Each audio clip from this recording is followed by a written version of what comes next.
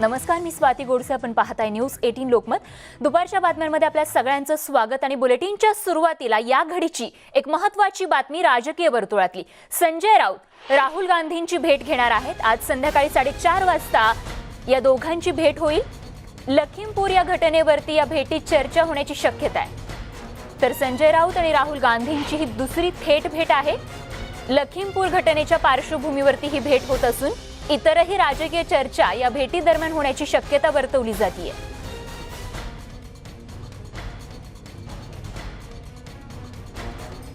तर राहुल गांधींनी काय ट्विट केलंय ते आपण त्यावर एक नजर टाकूया.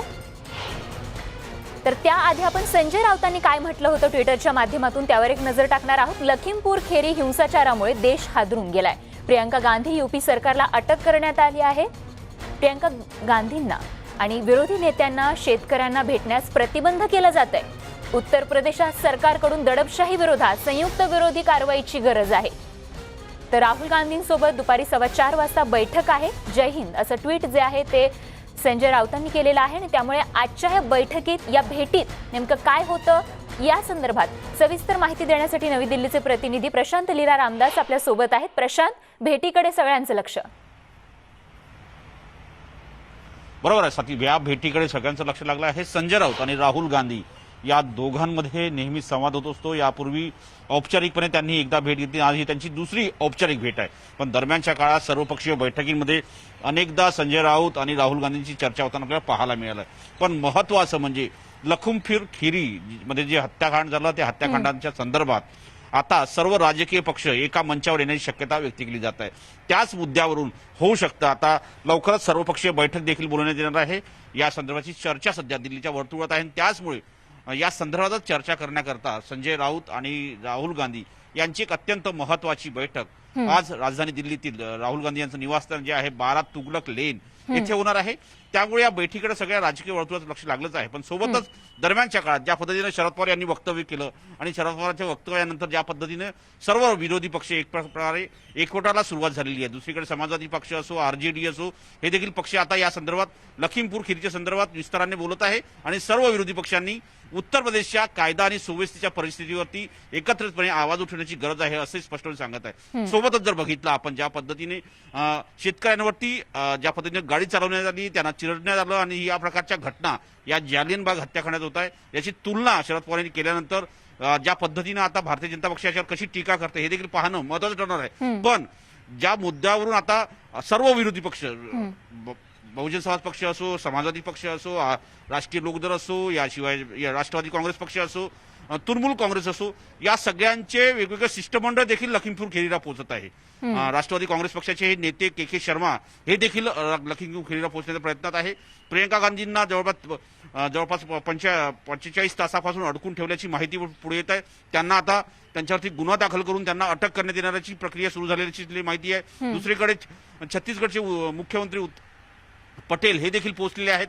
त्यांनी विमानतळावरतीच आता आपलं आंदोलन सुरू केलं आहे. अशा या सगळ्या परिस्थितीमध्ये सर्व विरोधी पक्ष कसे एकवटतील यासाठी आता संजय राऊत आणि राहुल गांधींची चर्चा होण्याची शक्यता आहे का हे देखील पाहणं महत्त्वाचं ठरणार आहे. आणि होऊ शकतं आगामी काळात उद्धव ठाकरे देखील या पूर्ण ज्या विरोधी पक्षाची बैठक आहे यात येतील का हे देखील अत्यंत महत्त्वाचे विषय याच्या बैठकीनंतर स्पष्ट होतील. बरोबर प्रशांत, ही या दोघांची भेट तर आहेच, पण लखीमपूर या प्रकरणामुळे वातावरण चांगलंच तापल्याचं बघायला मिळतं. आणि या पार्श्वभूमीवरती राजधानी दिल्लीमध्ये नेमकं आज काय काय घडणार आहे?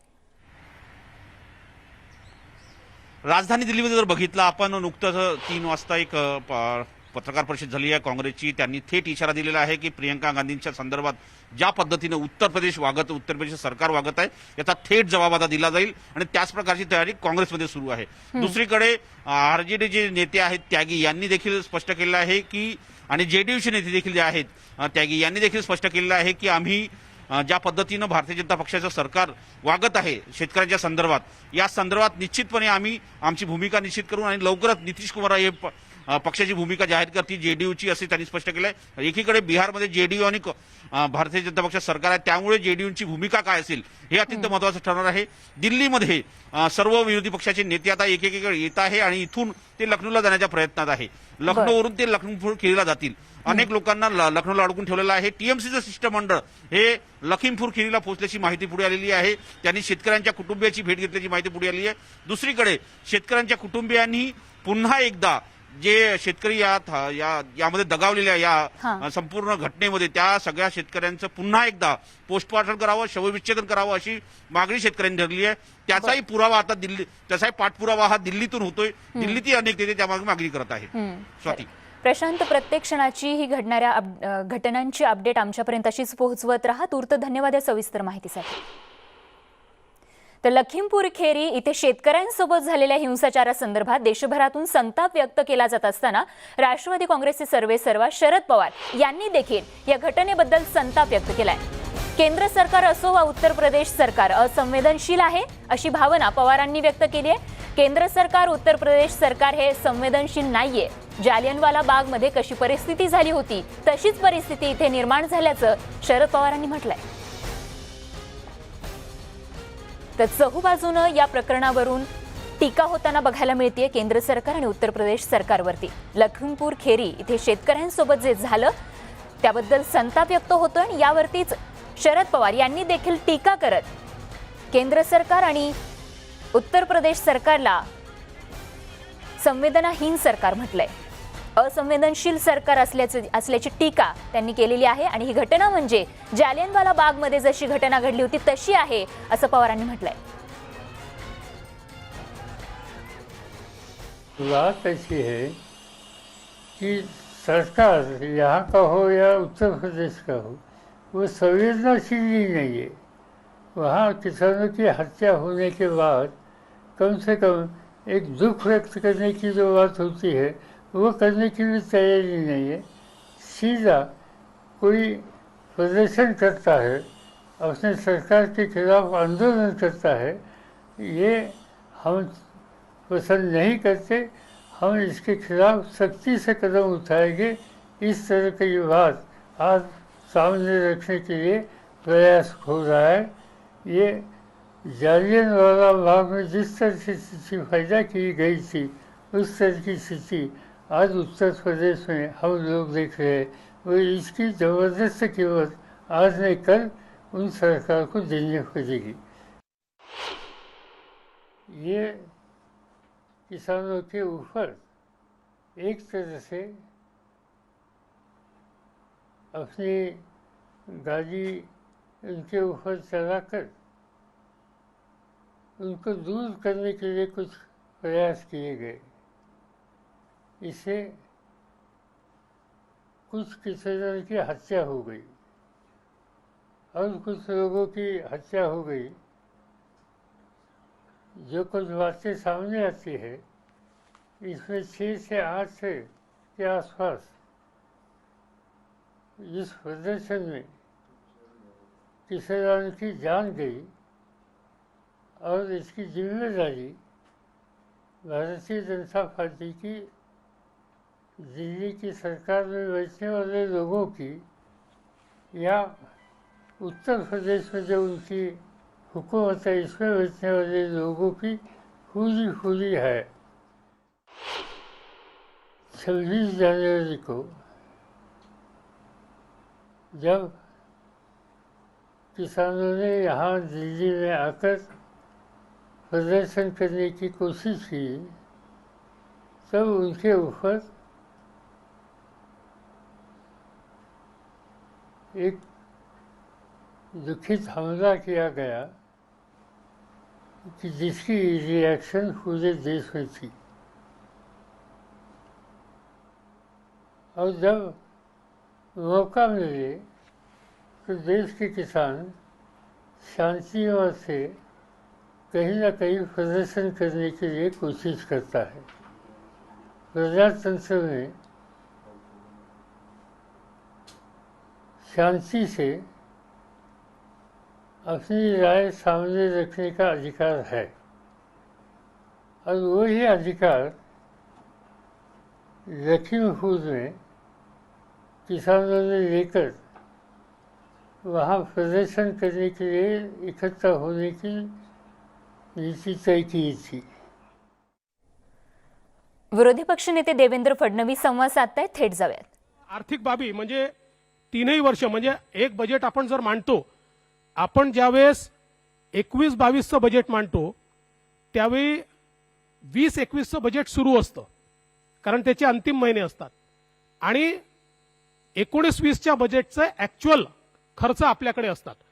कारण साधारणपणे समजा आपण फेब्रुवारीमध्ये बजेट मांडलं तर आपलं वर्ष 31 मार्चला संपतं. त्यामुळे आपल्याकडे कर किती येणार आहे, आपल्याकडे इतर पैसे किती येणार आहे, याचे अंदाजच आपण फेब्रुवारीमध्ये घेऊ शकतो. ते सुधारित अंदाज असतात. आणि मात्र मागच्या वर्षीचे, कारण त्याच्या आदल्या 31 मार्चला वर्ष क्लोज झालेलं असतं, त्यामुळे सुधारित अंदाज जे आहेत त्या वर्षीचे, त्यापैकी ॲक्च्युअल किती आले, या सगळ्या गोष्टी आपल्याला या ग्रीन बुकमध्ये मिळतात. म्हणजे सरत्या वर्षाचे ॲक्च्युअल किती पैसे आले आणि किती खर्च झाले, या वर्षीचे सुधारित म्हणजे आपल्याला जे फोरकास्ट वाटतं की आता फेब्रुवारी महिना 31 मार्चपर्यंत आम्ही ठरवलं होतं 1,12,000 कोटी रुपयाचा GST येईल. तर आता फेब्रुवारीपर्यंत प्रत्यक्ष प्राप्त झालेल्या रकमा आहेत 99 समजा हजार कोटी. आणि आम्हाला असं वाटतं की 1,11,000 कोटी म्हटलं होतं तर 1,15,000 कोटी येतील, किंवा 1,11,000 म्हटले होते पण 1,14,000 कोटी येतील. अशा प्रकारचा हा जो सगळा अंदाज आणि मग त्याची स्पष्टीकरणं ही देखील या प्रकाशनांमध्ये आपल्याला त्या ठिकाणी पाहायला मिळतात. याचाच दुसरा भाग जो आहे, या दुसऱ्या भागामध्ये आणि मग हे जे काही अंदाज असतात, या अंदाजांसोबत त्याच्यातली जी तफावत आहे, ती तफावत काय आहे ही देखील आपल्याला त्याच्यामध्ये पाहायला मिळते. दुसऱ्या भागामध्ये जो काही आपला महसुली जमा, महसुली खर्च या संदर्भातले अंदाज आणि पुन्हा त्यातली तफावत, म्हणजे त्यात कारण द्यावं लागतं की राज्य उत्पादन शुल्क 35,000 कोटी येईल असं अपेक्षित केलं होतं, परंतु आता विक्री कमी झाली किंवा जे काय असेल किंवा अशा प्रकारच्या परिस्थितीमुळे हे 35,000 कोटीच्या ऐवजी 30,000 कोटी येईल, किंवा राज्यामध्ये अजून काही कुठली तरी टॅक्सेस वाढले आणि त्याच्यामुळे हे 35,000 कोटीच्या ऐवजी 40,000 कोटी येईल. अशा प्रकारची जी तफावत आहे, कारण शेवटी आपलं संपूर्ण जे काही बजेट असतं, हे बजेट आपण CAG auditor and comptroller general जो असतो त्याच्या निकषानुसार तयार केलेलं हे बजेट असतं. आणि त्यामुळे प्रत्येक पैशाचा हिशोब या कागदपत्रांमध्ये आपल्याला ठेवावा लागतो. नाहीतर उद्या समजा एखाद्या माझ्यासारख्या वित्तमंत्र्यांनी ठरवलं की निवडणुकीचं वर्ष आहे आणि म्हणून उगाच बजेटचे आकडे फुगवायचे आणि आपल्याला 1,00,000 कोटी येणार असतील तर 1,50,000 कोटी रुपये दाखवायचे आणि मग तेवढाच खर्च दाखवायचा, असं चालत नाही. त्याचं कारण द्यावं लागतं की समजा 1,50,000 कोटी येणार आहेत तर काय येणार आहेत, असे काय तुम्ही दिवे लावले का तीर मारले का 1,00,000 कोटीच्या ऐवजी 1,50,000 कोटी येणार आहे. त्यामुळे असे आकडे फुगवून नाही दाखवत आहेत. एक 5-10% तफावत हे ठीक आहे, परंतु त्याचे जे नियम आणि निकष आहेत त्याच्यानुसार इतके चेक आणि बॅलन्सेस ठेवले आहेत की काय येणार आहे या संदर्भातही आकडा फुगवून दाखवायचा जरी ठरवला तरी एक विविक्षित लेवलपर्यंत तुम्ही फुगवू शकाल, त्यापेक्षा जास्त त्या आकड्याकडे तुम्ही जाऊ शकत नाही. आणि याच्यामध्ये याचा जो तिसरा भाग आहे, या तिसऱ्या भागामध्ये मुख्य लेखा शीर्षनिहाय त्याचं जे काही खर्च आणि आवक आहे या संदर्भातली माहिती दिलेली असते. आणि मग त्याच्यामध्ये आगामी वर्षाचा जो काही कॉलम असतो, म्हणजे मागच्या वर्षीचं, चालू वर्षाचं आणि असं म्हणजे बजेट हे पुढच्या वर्षीचं आपण दिलं, आगामी वर्षाचं तेवढा कॉलम मात्र हिरव्या अक्षरात असतो. तो हिरव्या अक्षरातला कॉलम जरी आपण वाचला तरी देखील आपल्याला संपूर्ण बजेट जे आहे हे त्या ठिकाणी पाहायला मिळतं. आणि जो आपला चौथा भाग असतो याच्यामध्ये रिसिप्ट आणि डिस्बर्समेंट अशा प्रकारचा एक या ठिकाणी कॉलम असतो, ज्याच्यामध्ये जे काही आपल्याकडे आपण कर्ज घेतलाय त्या कर्जाचं रिसिप्ट, म्हणजे कुठल्या महिन्यात किती घेतलं, कुठल्या वर्षी किती घेतलं आणि ते कर्ज किती भरलं, कुठल्या वर्षी किती भरलं, या संदर्भातली माहिती ही या चौथ्या भागात असते. म्हणजे ग्रीन बुक जर आपण वाचलं तर आपल्याला गेल्या वर्षीच्या अर्थसंकल्पाचे कल मिळतात, त्याच्या आदल्या वर्षी म्हणजे जो चालू वर्षीच्या अर्थसंकल्पाचे कल मिळतात, आदल्या वर्षीचे ऍक्च्युअल अर्थसंकल्प म्हणजे किती पैसे आले आणि किती खर्च झाले हे मिळतं आणि पुढील वर्षीचे अंदाज अशा तिन्ही गोष्टी या पुस्तकामध्ये आपल्याला त्या ठिकाणी मिळतात आणि म्हणून हे सगळ्यात महत्त्वाचं पुस्तक आणि बजेट म्हणजे ग्रीन बुक एवढं आपण सगळ्यांनी लक्षात ठेवण्याची गरज आहे। आता याच्यानंतर असतात व्हाईट बुक। व्हाईट बुक खूप मोठ्या प्रमाणात असतात। या व्हाईट बुकमध्ये आपण याला म्हणतो अर्थसंकल्पीय अंदाज। याच्यामध्ये तर बजेटच्या निकषांबद्दल विरोधी पक्षनेते देवेंद्र फडणवीस संवाद साधत आहेत आणि या बातमीसोबतच एक छोटासा ब्रेक घेऊन लगेच परत येतो। बघत रहा न्यूज 18 लोकमत।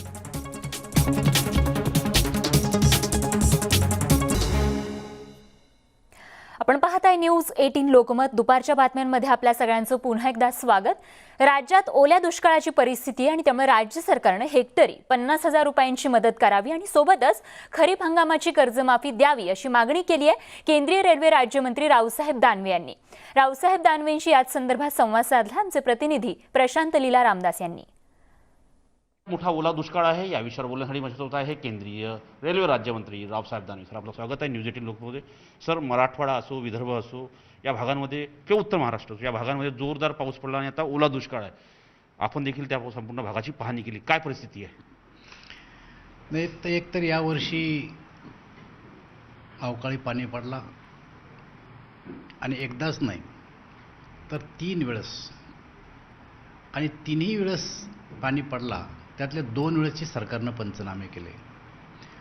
पहिल्यांदा जुलैमध्ये अतिवृष्टी झाली त्या टायमाला सरकारनं पंचनामे केले, अद्यापपर्यंत शेतकऱ्याला त्याचा मोबदला मिळाला नाही। दुसरं सप्टेंबरमध्ये पाणी पडला, शेतकऱ्याचं नुकसान झालं, त्याचे पंचनामे झाले, अद्यापपर्यंत शेतकऱ्याला कुठल्याही प्रकारची नुकसान भरपाई नाही। आता तिसऱ्यांदा अतिवृष्टी झाली। आता ही अतिवृष्टी तर अशी होती की शेतामध्ये 8-8 दिवस पाणी थांबलं आणि त्यामुळे मुळं सडून गेलेत, हात लावले वर येत आहे आणि जे काही मुळं होते आणि ज्यामुळं शेंगा आल्या होत्या सोयाबीनला त्याला मोड फुटलेत आता।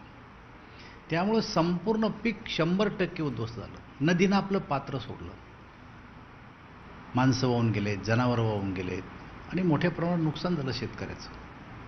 त्यामुळे आमचं असं मत आहे आता की आता पंचनामे वगैरे काही करू नये, सरसगट ओला दुष्काळ जाहीर करावं।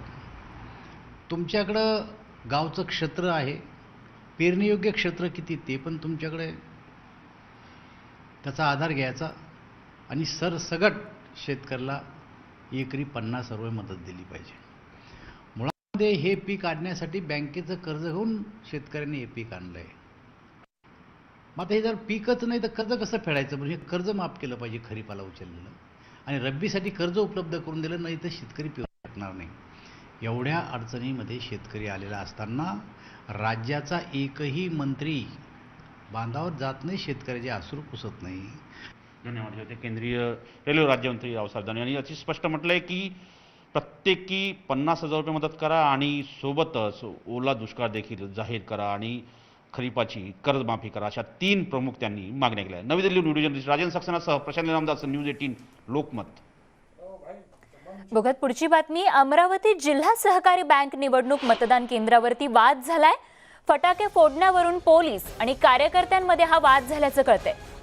गाडगे महाराज सभागृहात सकाळपासून मतदानाला सुरुवात झाली आणि दुपारी 2च्या सुमारास सहकार पॅनलचे काही कार्यकर्ते आनंदोत्सव साजरा करत असताना पोलिसांनी त्यांना हटकलं आणि याच कारणावरून पोलीस आणि कार्यकर्त्यांमध्ये वाद झालाय। बँकेचे माजी अध्यक्ष बबलू देशमुख आणि सहकार पॅनलचे प्रमुख यांचं एका व्यक्तीनं अभिनंदन केलं आणि त्याच वेळेस त्यांचा खिसा कापण्याचा प्रयत्न झाला आणि कार्यकर्त्यांनी त्या खिसे कापूला मारहाण सुरू केली आणि यावेळी पोलिसांनी गर्दी पांगवण्यासाठी सौम्य लाठीचार्ज केला, ज्यामध्ये बबलू देशमुख यांच्यासह त्यांचा पुतण्या यांना देखील लाठीचार्जचा सामना करावा लागला आणि त्यामुळे एकच गोंधळ जो आहे, वाद जो आहे तो या ठिकाणी निर्माण झाल्याचं बघायला मिळालं। नेमकं काय झालंय त्या ठिकाणी जाणून घेऊयात। आमचे अमरावतीचे प्रतिनिधी संजय शेंडे आपल्याला फोन लाईनवरून अधिक माहिती देत आहेत। संजय, नेमकं काय घडलं? सती खरं तर अमरावती जिल्हा मध्यवर्ती बँकेची जी निवडणूक होती अत्यंत चुरशीची निवडणूक होती। कोण या निवडणुकीत बाजी मारेल हे सांगणं कठीण होतं। म्हटलं याही परिस्थितीत या सहकार पॅनल श्रीमती ठाकूर यांच्या नेतृत्वातील सहकार पॅनलने बाजी मारली आणि जेव्हा या सहकार पॅनलचे जे नेते होते बबलू देशमुख हे त्या ठिकाणी आले आणि त्यावेळी कार्यकर्त्यांनी जल्लोषामध्ये त्या ठिकाणी फटाके फोडण्याचा प्रयत्न केला आणि खरं तर ज्या ठिकाणी हे मतमोजणी केंद्र होतं ते खरं तर शहराच्या अगदी मध्यवस्तीत होतं, त्यामुळे तो जो रस्ता होता गाडगेनगर मार्ग पूर्ण बंद झाला होता. त्यामुळे पोलिसांनी गर्दी पांगवण्याचा प्रयत्न केला आणि त्याच दरम्यान बबलू देशमुख जे सहकार पॅनलचे नेते आहेत त्यांचा एका खिसे कापण्याचा प्रयत्न केला आणि या खिसे कापूला पकडून कार्यकर्त्यांनी चोप दिला. मात्र यावरून पोलिसांमध्ये आणि कार्यकर्त्यांमध्ये थोडा चांगला वाद झाला आणि यामुळे पोलिसांनी देखील सौम्य लाठीचार्ज केला. लाठीमारमध्ये बबलू देशमुख असेल किंवा त्यांचा पुतण्या असेल किंवा काही कार्यकर्त्यांना सौम्य लाठ्या खाव्या लागल्या. त्यामुळे कार्यकर्त्यांमध्ये एक पोलिसांप्रती एक मोठी रोषाची भावना निर्माण झाली होती. त्यानंतर जिल्ह्याच्या पालकमंत्री माजी आमदार वीरेंद्र जगताप आणि बबलू देशमुख यांच्यासह शेकडो कार्यकर्ते हे गाडगेनगर पोलीस ठाण्यावर येऊन धडकले होते. आता या ठिकाणी गाडगेनगर पोलिसांमध्ये आणि त्याच्यामध्ये बऱ्याच वेळ बाचाबाची झाली. शेवटी आता हे प्रकरण कुठेतरी शांत करण्याचा प्रयत्न पालकमंत्र्यांनी केलेला आहे आणि आता पालकमंत्री गाडगेनगर पोलीस ठाण्यातून आता बाहेर निघालेले आहेत आणि प्रकरण खरं तर चिघळत होतं, मात्र चिघळणारं प्रकरण जे होतं ते आता कुठेतरी त्या प्रकरणाला एक फुलस्टॉप देण्यात आलेला आहे आणि सध्या कार्यकर्त्यांमध्ये आणि पोलिसांमध्ये दिलजमाई झाल्याचं आपल्याला पाहायला मिळते. बरं संजय, खूप खूप धन्यवाद या सविस्तर माहितीसाठी. आणि आता क्रूजवरील ड्रग्ज पार्टी संदर्भातली या घडीची महत्वाची अपडेट ती म्हणजे क्रूज कंपनीला कुठलंही पत्र लिहिलं नसल्याचं या ठिकाणी सांगण्यात येतंय. वरिष्ठ पोलीस अधिकाऱ्यांनी या संदर्भातली माहिती दिलेली आहे. आम्ही कोणतंही पत्र क्रूज कंपनीला लिहिलेलं नाहीये, आम्ही या संबंधीची कार्यपद्धत समजून घेतोय. क्रूज कंपनीला विचारण्याचा अधिकार जहाज भवन विभागाला आहे असं सांगण्यात येतंय. या संदर्भात वरिष्ठ पोलीस अधिकाऱ्यांनी ही माहिती दिलेली आहे. क्रूज ड्रग्ज पार्टी प्रकरणी आता मुंबई पोलिसांकडून चौकशी सुरू आहे. तर नेमकी काय माहिती समोर येते या संदर्भात अजित मांढरे आपल्याला अधिक माहिती देत आहेत. अजित. स्वाती, मुंबई पोलिसांनी हे स्पष्ट केलेलं आहे की या सगळ्या प्रकरणामध्ये म्हणजे ज्या शिपवरती पार्टी करण्यात आली त्यांना कोणाची परवानगी होती का किंवा जे काही शिपवर घडलं या बाबतीमध्ये कोणत्याही पद्धतीचं चौकशी मुंबई पोलीस करत नाहीये. मुंबई पोलीस फक्त यातून एक माहिती घेते की नेमकी काय प्रक्रिया पार पाडली गेली असावी किंवा नसावी. कारण का सर्व जो भाग आहे किंवा ही सर्व प्रक्रिया आहे किंवा सर्व अधिकार जो आहे हा अधिकार डीजी शिपिंग म्हणजे संचालक जे आहेत जहाज भवनाचे जहाज भवन विभाग जो आहे त्याच्या अंतर्गत हा सगळा प्रकार येतो. कारण का हे सगळं जे आहे ते हाय सी मध्ये घडलेलं आहे, म्हणजे काही नॉटिकल अंतरावर घडलेलं आहे. त्यामुळे मुंबई पोलिसांची देखील एक हद्द असते. मुंबई पोलीस असतील, कोस्टगार्ड असतील, नेव्ही असतील आणि त्यानंतर इंटरनॅशनल सगळा झोन येतो. तर अशा पद्धतीनं हा सगळा प्रकार जो आहे हा जहाज भवन विभागाच्या अंतर्गत येतो. त्यामुळे जे काही कारवाई करायची असेल किंवा कोणाची परवानगी घेतली नाही घेतली आहे या सर्व बाबतीमध्ये विचारण्याचा अधिकार जो आहे हा फक्त आणि फक्त जहाज भवन विभागाला आहे असं स्पष्टीकरण मुंबई पोलिसाच्या एका वरिष्ठ अधिकाऱ्याने घेतलेलं आहे. आता मग हा प्रकार आला कसा, तर सुरुवातीला वरिष्ठ अधिकाऱ्यांनी मुंबई पोलिसाच्या जे पोलिसांच्या वरिष्ठ अधिकाऱ्यांनी एक गोष्ट सांगितली होती की याच्यामध्ये आम्ही पत्र लिहितोय किंवा अशा पद्धतीने आम्ही कारवाई करतोय. तर त्यांचं सांगणं असं होतं की आम्ही ह्याच्याकरता पत्र लिहितोय किंवा ह्याच्याकरता पत्र लिहिणार आहोत की नेमक्या ह्याच्यामध्ये आमची काय भूमिका आहे का किंवा आम्हाला याच्यामध्ये काही कारवाई करणं गरजेचं आहे का. आता असं होईल की सर्व झाल्यानंतर पोलिसांमध्ये ठपका ठेवला जाईल. कारण का कुठे काही घटना घडली समुद्रामध्ये तर समजा कोस्टगार्डची असेल, नेव्हीची असेल किंवा ज्या व्यावसायिक जहाज आहेत त्यांच्या बाबतीत घटना घडली असेल तर त्याची नोंद जी आहे त्याचा गुन्हा जो आहे तो येलो गेट पोलीस स्टेशनमध्ये दाखल करावा लागतो. कारण का जर नेव्ही कोस्टगार्ड यांच्या बाबतीत जर काही गुन्हा घडला तर त्यांची वेगळी तपास यंत्रणा आहे, त्यांचं वेगळं जे कोर्ट असतं तर त्यांचा वेगळा एक प्रकार आहे, वेगळा एक झोन असतो. पण जर सामान्य माणसांबद्दल काही गुन्हा घडला किंवा त्यांच्या बाबतीत काही घडलं तर त्याचा तपास जो करण्याचा अधिकार हा मुंबई पोलिसांना असतो. त्यामुळे अशा पद्धतीनं ह्या सगळ्या विभागण्या करण्यात आलेल्या आहेत. तर असं जर असेल तर कशा पद्धतीनं पुढे काम केलं जाईल याची माहिती जी आहे ते मुंबई पोलीस घेत होतं असं सांगितलं जातंय. तर आत्ताच जर आपण पाहिलं तर याच प्रकरणातील जे काही पकडलेले 3 आरोपी होते नव्यानं काल पकडलेले त्या तिघांना आता पुन्हा न्यायालयामध्ये घेऊन जाण्यात आलेला आहे. तर हा सगळा प्रकार जो आहे पत्र लिहिण्याचा किंवा मुंबई पोलिसांनी चौकशी करण्याचा यामध्ये तुर्तास तरी काय असा विषय दिसत नाहीये. मुंबई पोलिसांनी स्पष्टीकरण दिलेलं आहे की आमचा याच्यामध्ये काही रोल नाहीये, आम्ही याच्यामध्ये काही करत नाही आहोत. फक्त प्रक्रिया कार्यपद्धती कशी आमच्या या सगळ्या प्रकरणातली परवानगी घेण्याची ही आम्ही समजून घेतोय. त्यात जर आम्हाला कुठे आढळलं की इथं आमची परवानगी घेणं गरजेचं होतं तर आम्ही तिथे नक्की कारवाई करू किंवा त्या पद्धतीने आम्ही संबंधित कंपनी जे आहेत त्यांना पत्रव्यवहार करू. अच्छा, बरं. अजित, खूप खूप धन्यवाद या सविस्तर माहितीसाठी. आणि ड्रग्ज प्रकरणातल्या या अपडेटसह आणखीन एक छोटासा ब्रेक घेऊन लगेच परत येतो. बघत रहा न्यूज 18 लोकमत.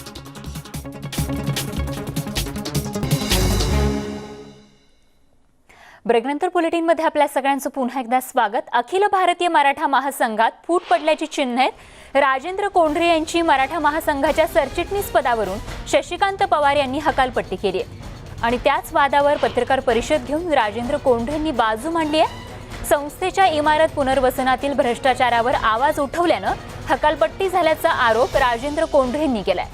पुण्यात सरचिटणीसांच्या अध्यक्षतेखाली विशेष सर्वसाधारण सभा बोलवण्यात आली होती, ज्यामध्ये अध्यक्षांचे अधिकार गोठवण्यात आले आणि माजी बहुमतानं राष्ट्रीय अध्यक्ष म्हणून नियुक्ती झाल्याची माहिती राजेंद्र कोंढरे यांनी दिली आहे. अध्यक्ष शशिकांत पवार यांनी गैरप्रकार केल्यामुळे त्यांचं अध्यक्षपदाचे सर्व अधिकार त्यांचे गोठवण्यात आले.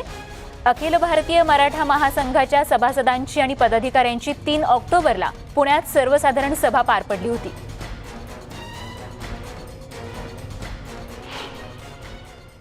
आमची 30-30, 40-40 वर्ष काम लोक करतात.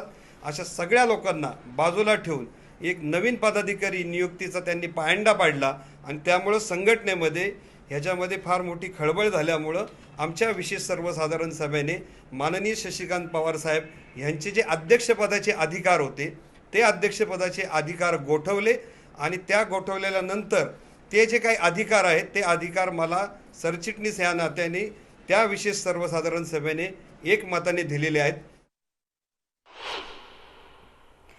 तर अखिल भारतीय मराठा महासंघात फूट पडल्याची चर्चा आहे. राजेंद्र कोंढरेंची मराठा महासंघाच्या सरचिटणीस पदावरून शशिकांत पवार यांनी हकालपट्टी केलेली आहे आणि त्यावरून हा वाद निर्माण झालाय. या वादावर पत्रकार परिषद घेऊन स्वतः राजेंद्र कोंढरेंनी त्यांची बाजू मांडलेली आहे.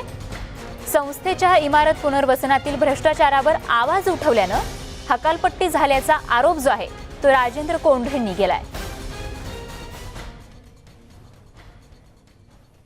आणि या बातमीसोबतच आणखीन एक छोटासा ब्रेक घेऊन लगेच परत येतो. बघत रहा न्यूज 18 लोकमत.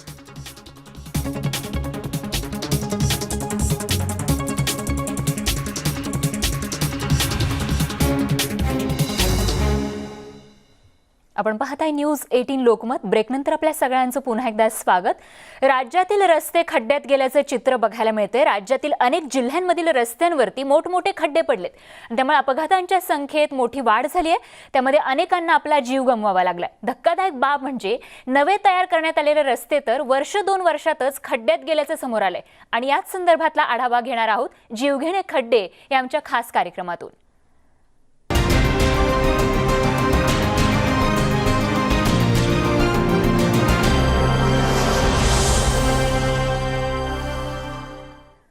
राज्यातील प्रत्येक जिल्ह्यातील रस्त्यावर मोठमोठे खड्डे पडल्याचं दिसतंय. प्रत्येक रस्ता हा खड्ड्यात गेलेला आहे. कोकणातील रस्त्यांचं जर चित्र आपण पाहिलं तर रत्नागिरी, बुलढाणा, अहमदनगर आणि जळगाव या वेगवेगळ्या जिल्ह्यांमधली ही दृश्य रस्त्यांवरती पडलेल्या खड्ड्यांची आपण पाहतोय. कोकणातील खेडमध्ये रस्ते नसून खड्ड्यांचा रस्ता आहे असं चित्र बघायला मिळतंय. त्यामुळे अपघातांच्या प्रमाणात वाढ झाली आहे. तर बुलढाणा जिल्ह्यातही खड्ड्यांचं साम्राज्य पसरले. अक्षरशः रस्त्याची चाळण झाली आहे. अहमदनगर शहरासह जिल्ह्यातही खड्डेच खड्डे दिसत आहेत. तर तिकडे जळगावातही वेगळं चित्र नाहीये. खड्ड्यांचं साम्राज्य रस्त्यावरती बघायला मिळतंय.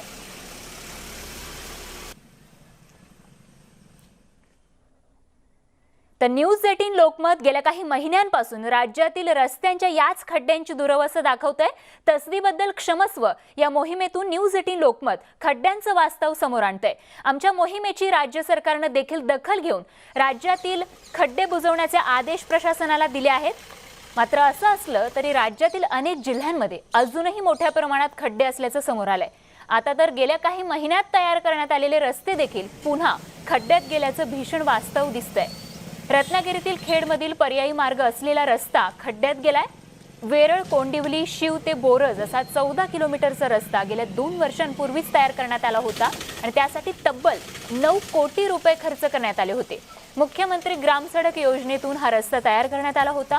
मात्र 2च वर्षात या रस्त्याची अक्षरशः चाळण झाली आहे. या मार्गाला जोडणारे वेरळ, भोसते, निळीक, आळसुरे, कोंडिवली, शिव, बोरज या 7ही गावांमध्ये असणाऱ्या रस्त्यांवरती हे असे खड्डेच खड्डे दिसत आहेत. त्यामुळे शासनानं रस्त्यांसाठी खर्च केलेले 9 कोटी नेमके गेले कुठे असा प्रश्न सर्वसामान्य नागरिक विचारतोय. तर खेडमधील रस्ते कसे खड्ड्यात गेले याच संदर्भातला त्या ठिकाणचा आढावा घेतला आमचे प्रतिनिधी चंद्रकांत बनकर यांनी. आपण आता उभे आहोत मुंबई गोवा महामार्गाला पर्यायी मार्ग जो आहे तो वेरळ ते बोरज या मार्गावरती आहोत आणि या मार्गाची परिस्थिती आपण बघतोय की गेल्या दीड वर्षापासून या मार्गाला खड्डे पडलेले आहेत. आपण बघू शकतो की मुख्यमंत्री ग्रामसडक योजनेअंतर्गत हा जवळपास 9 कोटी रुपये खर्च करून हा रस्ता बनवलेला आहे. जवळपास 15 किलोमीटरचा रस्ता आहे. पण या रस्त्याची अवस्था आपण बघतोय की हा रस्ता नेमका आहे का की रस्ता खड्ड्यात गेला आहे की खड्ड्यामध्ये रस्ता आहे हेच कळत नाही आहे. कारण जर आपण बघितलं तर प्रचंड इथं चालणं देखील मुश्किल आहे. आपण इथले काही लोकांना विचारूया. दादा मला सांग, आता ह्या रस्त्याला एवढे खड्डे पडलेत, तुम्हाला चालणं तरी शक्य होतंय का या रस्त्याला? नाही. तुम्ही कुठून आलात? ठाण्याला चाललोय. ठाण्यावर चालला आहात. दादा मला सांग, किती दिवसपासून हा रस्ता इथे असा आहे? झाले भरपूर महिने झाले. या जवळपास 9 कोटी रुपये खर्च केलेले आहेत या रस्त्याला आणि या रस्त्याची अवस्था इतकी भयानक आहे की या मार्गावरती अनेक अपघात देखील झालेल्या घटना आहेत. जवळपास गेल्या आठवड्यातच 2 दुचाकी स्वार जे आहेत हे या ठिकाणी जखमी झालेले आहेत अपघात होऊन. आपण रिक्षा चालक आहेत त्यांना विचारूया.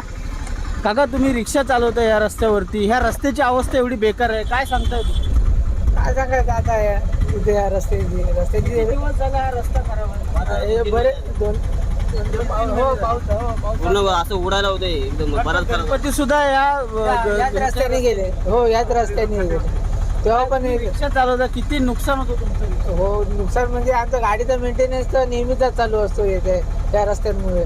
पण बघतोय की या ठिकाणी या रस्त्याची एवढी भीषण अवस्था आहे की जे रेग्युलर रिक्षा चालक आहेत त्यांना देखील मोठं नुकसान या ठिकाणी होत आहे. आणि एकंदरीतच बघितलं तर मुख्यमंत्री ग्रामसडक योजनेअंतर्गत हा जो मुंबई गोवा महामार्गाला पर्यायी काढलेला हा जो 15 किलोमीटरचा रस्ता आहे, कोट्यवधी रुपये या ठिकाणी खर्च झालेले आहेत. पण मात्र रस्त्याची अवस्था जर आपण बघितली तर एकही रस्ता तर दिसतच नाही आहे, पण पूर्ण खड्डेमय हा रस्ता झालेला आहे. मोठमोठे खड्डे या ठिकाणी पडलेले आहेत. अनेक अपघात या रस्त्यावरती झालेले आहेत.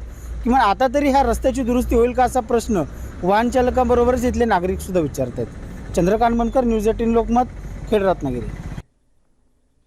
रत्नागिरीतल्या खेडनंतर जाणार आहोत बुलढाण्यात, कारण बुलढाण्यातही काही वेगळं चित्र नाहीये. रत्नागिरीप्रमाणेच बुलढाणा जिल्ह्यातील अनेक रस्ते हे खड्ड्यात गेल्याचं चित्र बघायला मिळतंय.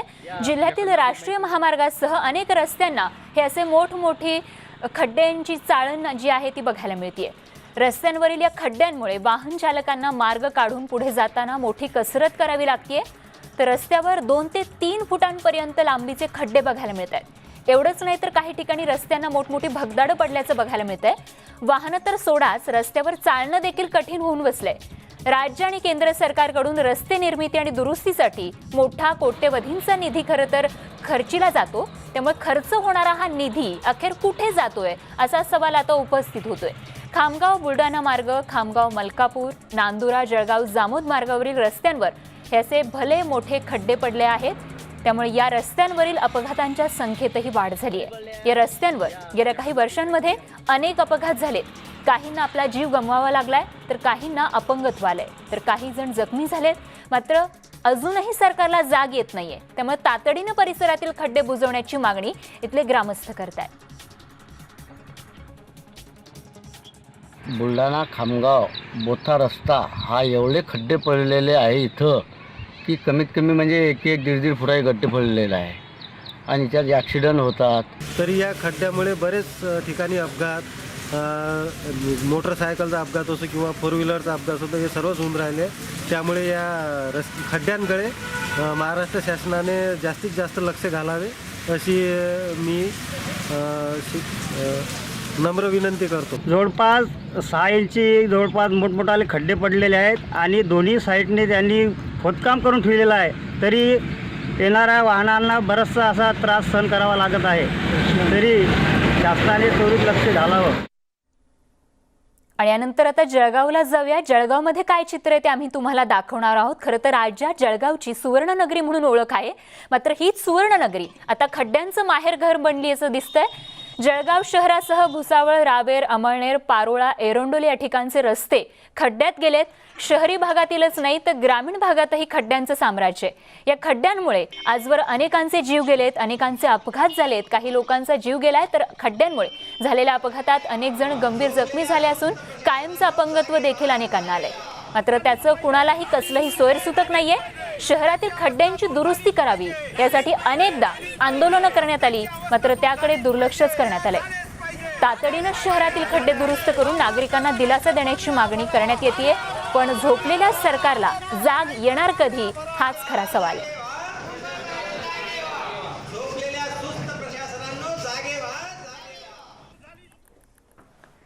तिकडे अहमदनगर जिल्ह्यातील प्रमुख महामार्ग असलेल्या नगर मनमाड महामार्गाची ही अत्यंत दुरावस्था झाली आहे.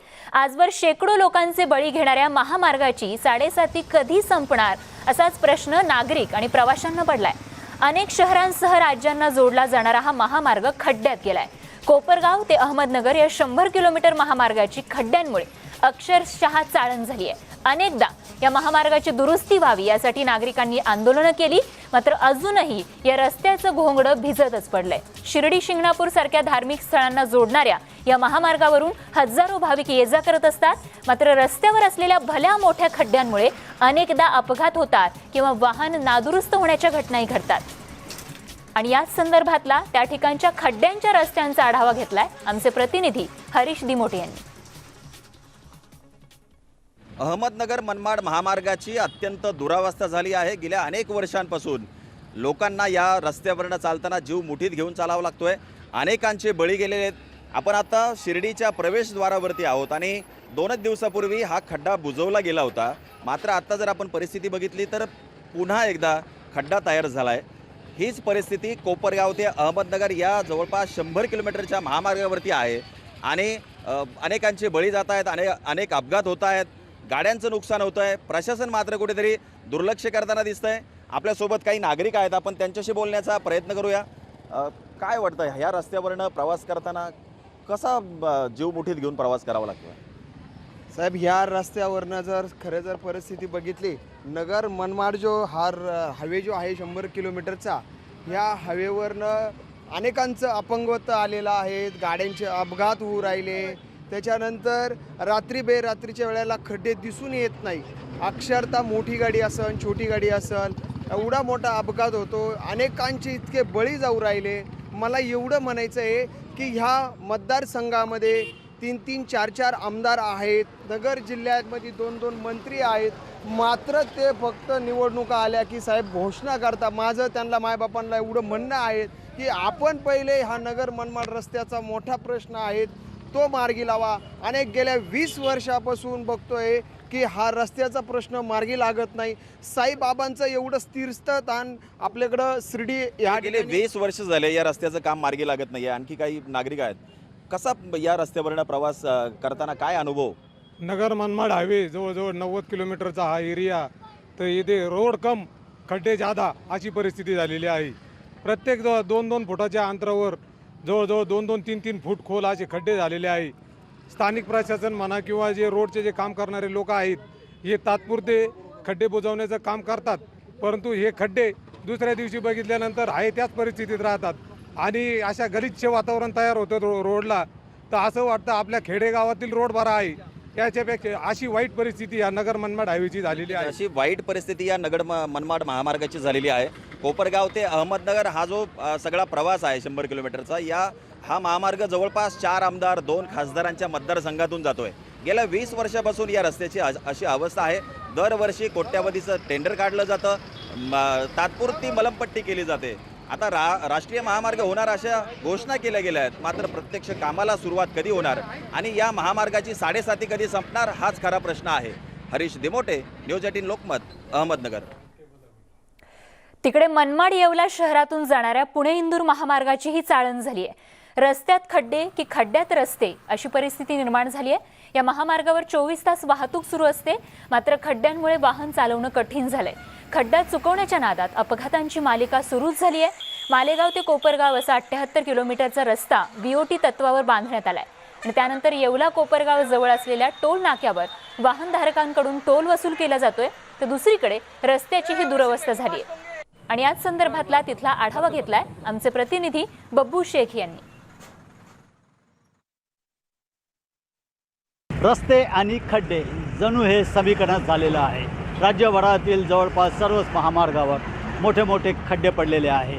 मनमाड शहरातून जाणारा पुणे इंदोर हायवे हा देखील त्याला अपवाद नाही आहे। या मार्गावरून रोज शेकडोचे नव्हे तर हजारो संख्येने वाहनं जातात, त्याच्यात अवजड वाहनांचाही समावेश आहे। मात्र मालेगाव ते कोपरगावपर्यंत हा मार्ग एकदम खड्डेमय झालेला आहे, अक्षरशः याची चाळण झालेली आहे। त्याच्यामुळे वाहनधारकांना वाहन चालवणं देखील कठीण झालेले आहे। गेल्या 2 महिन्यात या मार्गावर तब्बल 46पेक्षा जास्त अपघात झालेले आहे, त्यात 7 ते 8 जणांचा बळी देखील गेलेला आहे। कोर्टाने खड्डे बुजवण्याबाबत ताशेरे ओढलेले आहे।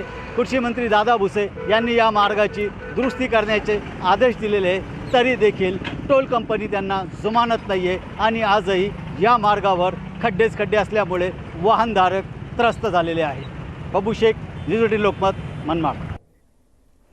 तेव्हा सर्वसामान्यांची समस्या सरकार दरबारी पोहोचवणाऱ्या आमच्या वृत्तमालिकेमध्ये वेळ झाली इथेच थांबण्याची। ताज्या अपडेट्ससह लगेच परत येतो। बघत रहा न्यूज 18 लोकमत।